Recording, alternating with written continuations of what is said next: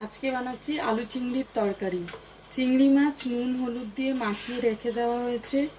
আলু ডুমো ডুমো করে কাটা আছে।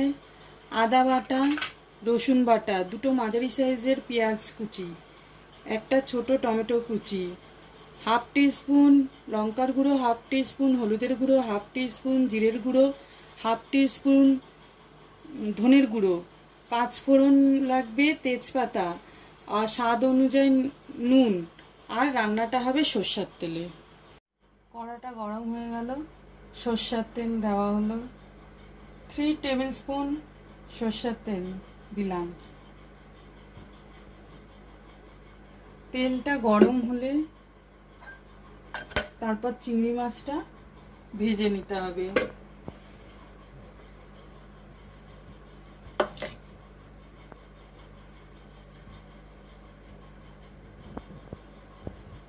হয়ে গেছে, চিংড়ি মাছটা ভেজে নিতে হবে।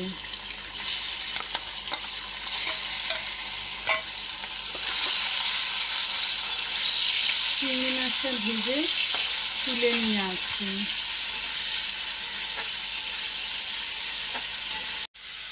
মাছটা ভাজা হয়ে গেছে, তুলে নিতে হবে।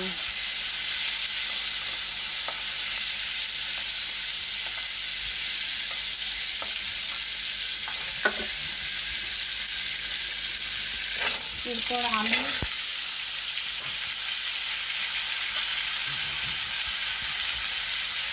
হাফ টিস্পুন হলুদ দিলাম, আর অল্প হাফ টিস্পুন নুন দিয়ে আলুটাকে লাল লাল করে ভেজে নিচ্ছি। তো আলুটা ভেজে নিয়ে আসছি। তো আলু ভাজা হয়ে গেছে, আলুটাকে তুলে নিতে হবে। তো আলু তুলে নিয়ে আসি।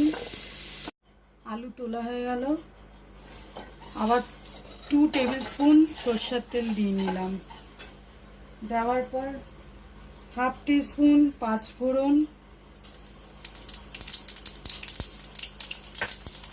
একটা তেজপাতা তেলে দিয়ে ভালো করে নাড়িয়ে নিলাম 2-3 সেকেন্ড। তারপর দুটো মাঝারি সাইজের পেঁয়াজ কুচানো এটা দিয়ে দিলাম। পেঁয়াজটাকে লাল লাল করে ভেজে নিতে হবে।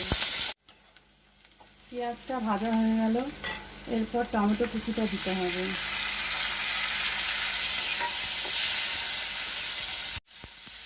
টমেটো কুচি দিয়ে ভালো করে কষিয়ে নিতে হবে, টমেটোটা যতক্ষণ না গলে যায়।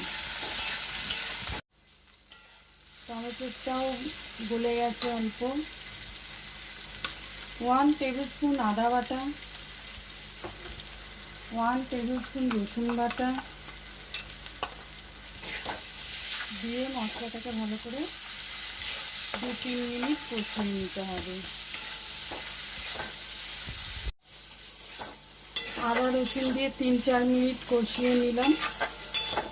এরপর গুঁড়ো মশলাগুলি দিয়ে দিতে হবে। হাফ টিস্পুন হলুদের গুঁড়ো, হাফ টিস্পুন জিরের গুঁড়ো, হাফ টিস্পুন ধনের গুঁড়ো আর হাফ টিস্পুন লঙ্কার গুঁড়ো।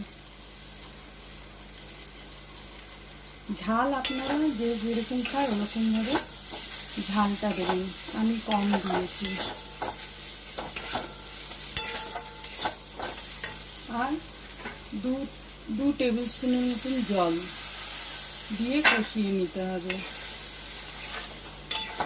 তো কষিয়ে নিয়ে আসছি।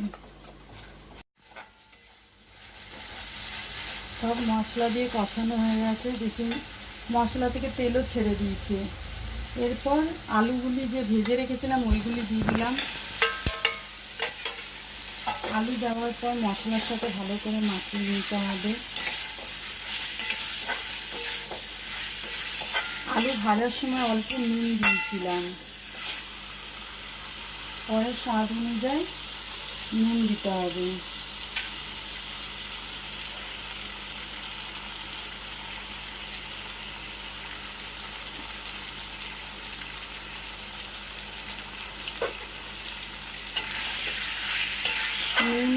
আলুটাকে ভালো করে কষিয়ে নিতে হবে যতক্ষণ না আলুটা সিদ্ধ হচ্ছে।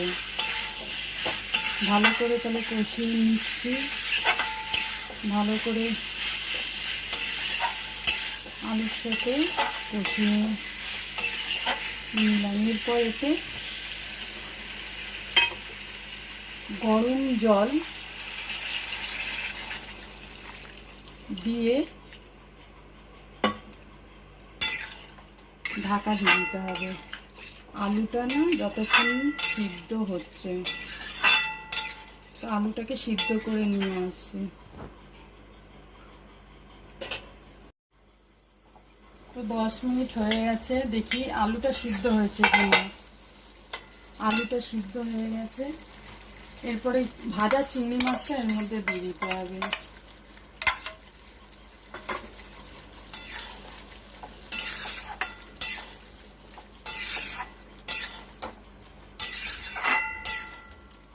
দিয়ে 3-4 মিনিট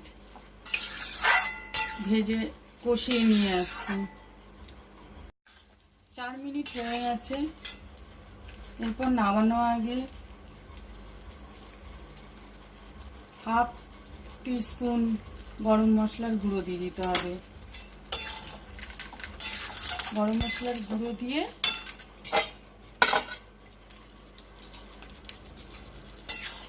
3 মিনিট ঢাকা দিয়ে রেখে দেবো, কেননা তো গরম মশলাটা পুরো তরকারির সাথে গন্ধটা মিশে যাবে। 4 মিনিট হয়ে গেল, গরম মশলা দিয়ে ঢাকা দিয়ে রেখেছিলাম। এবার তরকারিটা বের করে নিলাম।